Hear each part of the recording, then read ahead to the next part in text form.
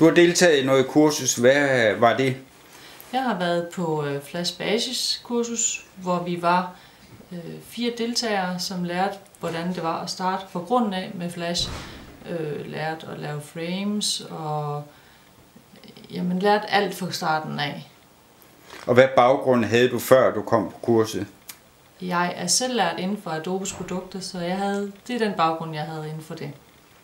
Så du var ikke nogen ekspert, før du kom på kursus? Nej, og Flash var absolut helt nyt for mig, så det skulle jeg lære fra starten af.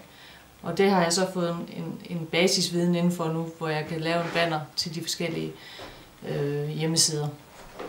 Og det bruger du her i virksomheden? Det bruger jeg her i virksomheden, ja. Så vi kan sende ud til de forskellige aviser, vi har. Og kurset hvordan var det for dig? Altså lærte du det, du følte, at du skulle lære?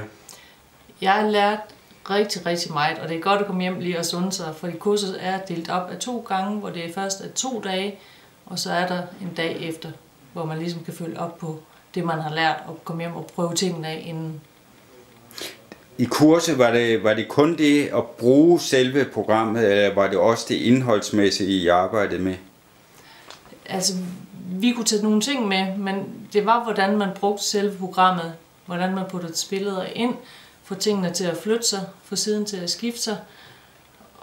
Altså, det var basisprogrammerne, altså basistingene, man lærte der. Hvad betydning har det for virksomheden, at du i dag kan noget, som du ikke kunne før? Nu kan vi selv lave det, i stedet for at vi skal betale for at lave det ude i byen. Og er det godt? Det kan være hurtigere, det kan være nemmere, vi kan selv gå ind og rette tingene, så vi ikke hele tiden skal have nogen til at lave det om for os. Kan du lige fortælle mig, så dem der ser det også forstår det, hvad er det egentlig du laver her ved Brødrene Holt Sørensen? Jeg laver annoncer, jeg laver brochurer, jeg laver prislister, jeg laver breve, jeg laver bannere. Jamen, jeg laver alt muligt.